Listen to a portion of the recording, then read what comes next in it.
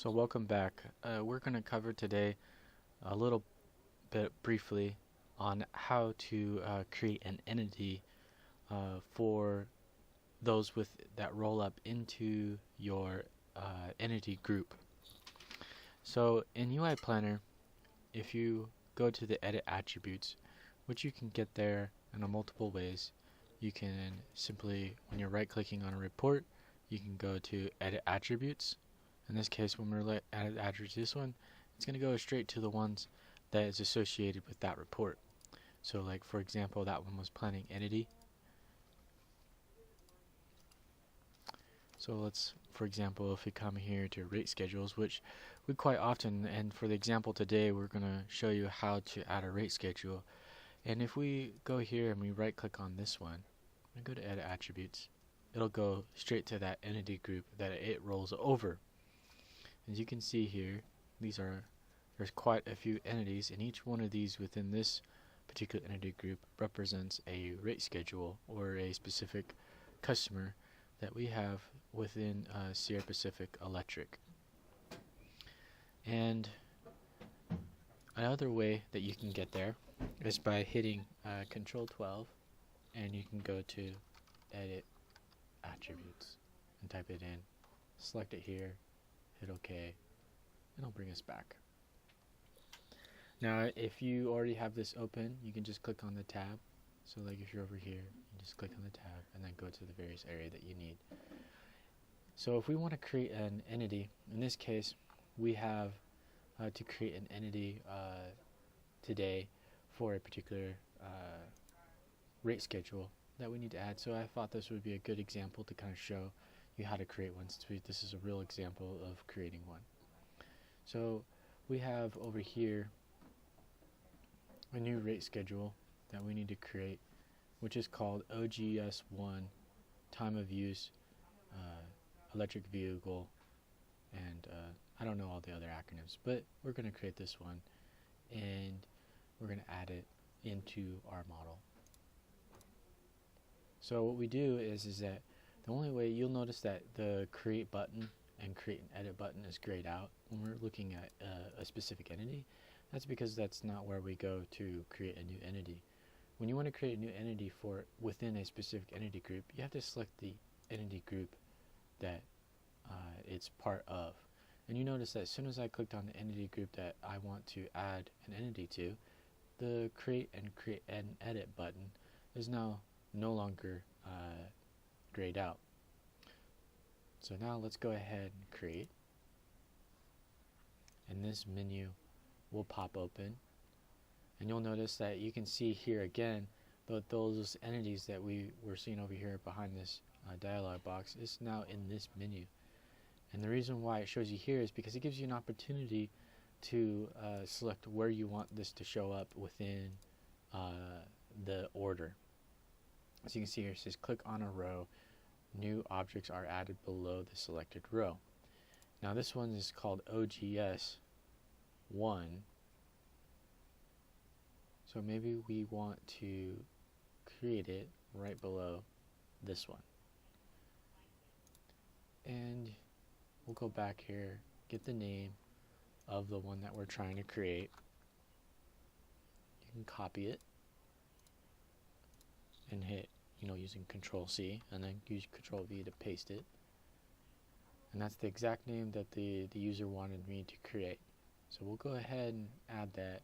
Another thing too, before I hit the add objects listed below,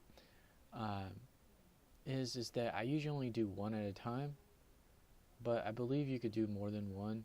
I just think you should just do one at a time. But the thing is that another thing to consider here is that the ownership. This probably is not particularly important right now, but in the future, if we continue to increase the use of security settings, you might want to set this to the appropriate owner security group. In this case, like let's say that this is revenue, we might actually have a revenue security group. So you might want to assign it to that instead of to public owner group. Because if you set to public owner group or some other one that says like view all or something like that, or MV owner group, what happens is that it basically allows everyone to see it or to have access to it depending on those security settings. But for now, we're just going to set it to public owner group.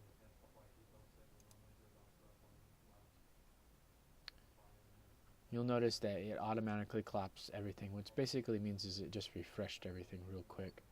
So we'll go back. You'll see it right there. Now we're not done yet. We have to save it. So as I remember before, it's always good to make sure you hit the View Pending Attribute Save instead of the Save. This way it allows you to see what's actually being saved. And here you can see this is all that's happening just by including one entity. You know, it's adding the new item, it's adding the order, the name, visibility, what it's owned to, what entity group it rolls up into, and what's its security setting. So let's go ahead and hit save. In this particular case, whenever you create a new entity, you also have to make sure that you define its associations and attributes, because the only reason, the reason why you create an entity is so that it has some use, and typically it has no use until you define its associations and attributes. If we look here at one right here, the one before it, you'll see that this one already has some parameters already set. We're going to go ahead and set those here, just like this one, because this one happens to be related in the same group. So you can go here, select the appropriate item that it's associated with, and this basically tells the model that this particular rate schedule, which happens to be under Sierra Pacific Electric rate schedules, is associated with the planning entity group, which is called Sierra Pacific Power Company. We have other ones here. So like this one is, I believe that was small. Let's go back. And the reason why you have to do this twice is because these are two different entity groups: electric revenue summary class and electric revenue class.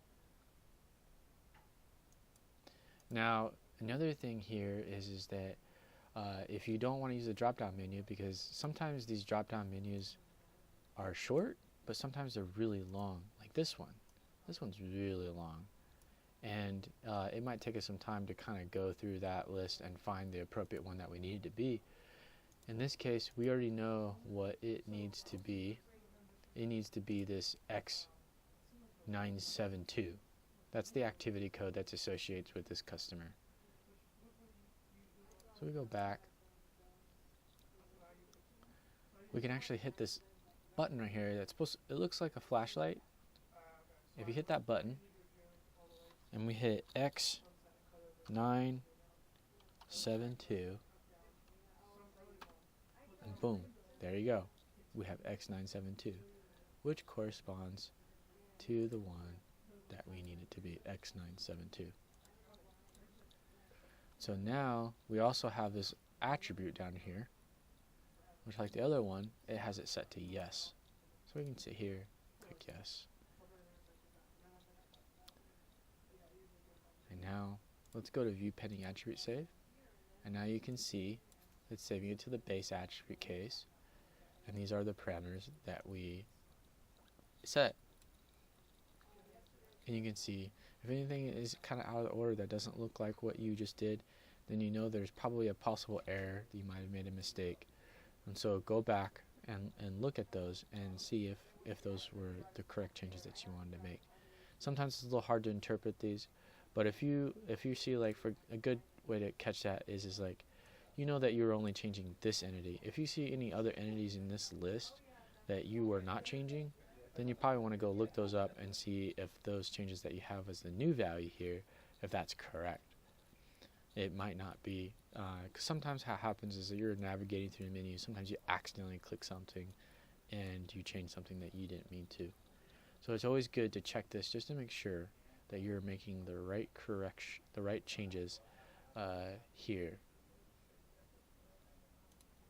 And the good thing is that it's always good to save often, because if you wait to save like an hour from now and you've made a lot of changes, when you go do this View Pending Attribute Save, this list's going to get really long.